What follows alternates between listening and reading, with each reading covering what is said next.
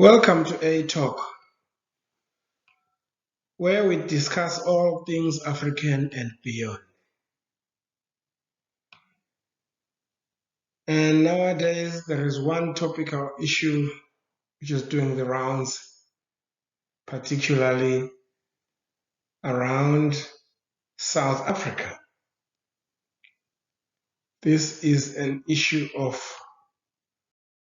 citizenship and being a foreigner. Today, we are looking at who is a foreigner in Africa. When we go back in history, we all know that people have been roaming around the African continent for many reasons, too many to explain, really. So this essentially means one way or another, all Africans have some form of connection with each other, be it in the immediate or the distant past. However, we have grown to look at each other more as adversaries than a people together. Even the greatest nation builders in history, they did so by bringing people together rather than pushing them apart. Let's take, for instance, Inkosi Ushaka. How he built the great Zulu nation. Was it by pushing people apart or bringing them together and consolidating them together? Many people came from many different parts of maybe present-day South Africa and got integrated into the system, which ultimately built the Zulu nation approximately 200 years ago. If we look north, Inkosi uMzilikazi kaMashobane, he moved from Zululand, born in Mkhuze. Along the way, incorporated many different clans and tribes to make what we call today the Ndebele Kingdom. This wasn't about pushing people apart. This was about bringing them together. You'll find that in the Ndebele Kingdom, there is people of Zulu heritage, there is people of Swati heritage, there is people of Xhosa heritage, there is people of Soto, Shangaan, Tswana, Kalanga, you name it. The list is endless. But they all identify as Ndebele or Umthwakazi through the ability of the leader to bring them together and make them identify as a people together. So what's happening now? Why is it that people emphasize on dissimilarities more than similarities? How did that happen? How did that come about? Is it the colonial boundaries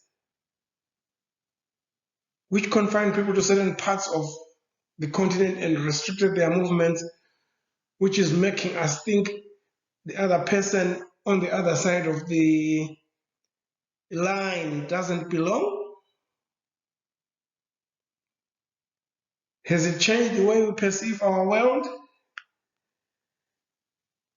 Has a piece of paper become more important than kinship? Has this destroyed or enhanced our sense of Ubuntu?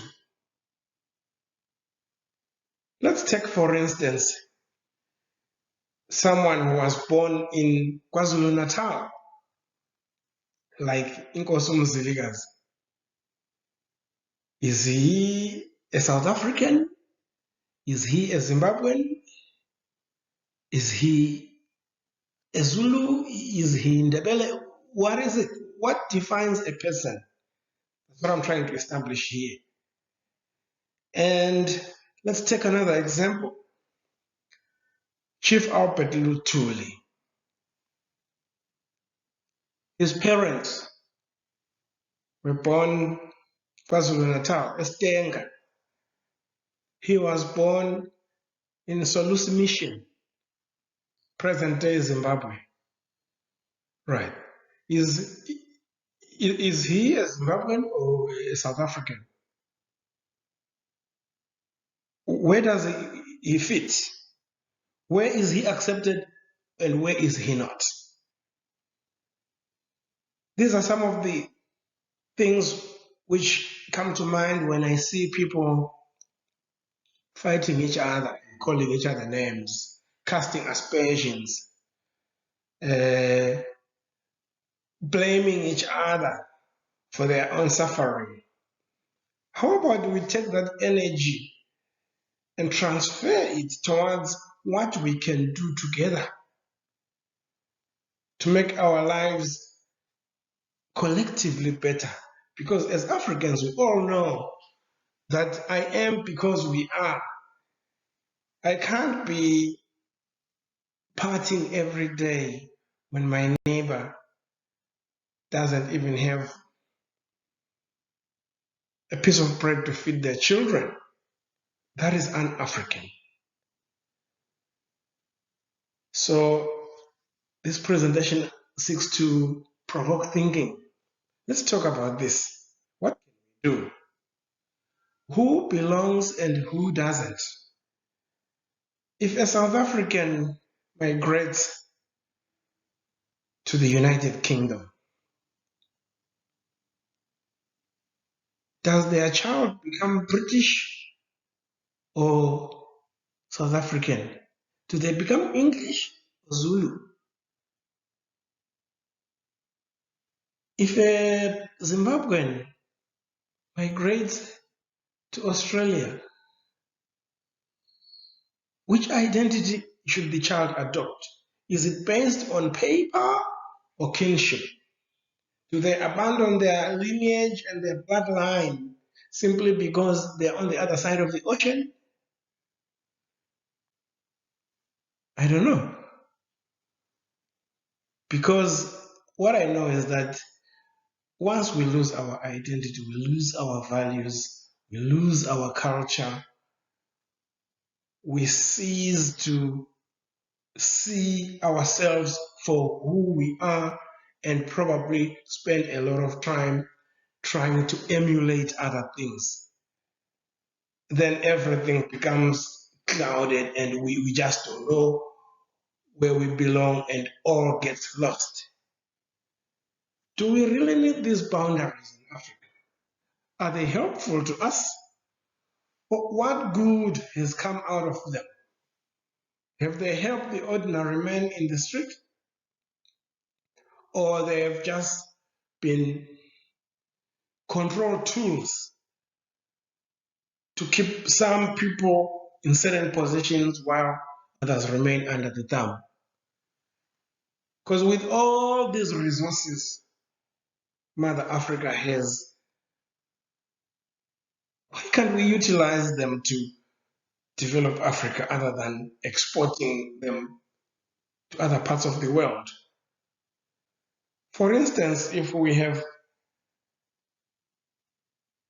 iron in South Africa and copper in Zambia, when we need alloys, we need to be just bringing those two components together and make that alloy which will help both sides. If I have $1, my neighbor has $2, the other neighbor has $5. Together we have $8.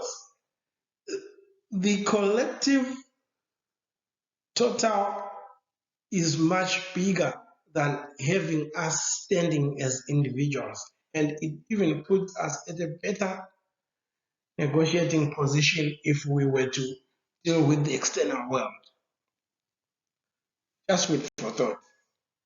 Africa, please unite.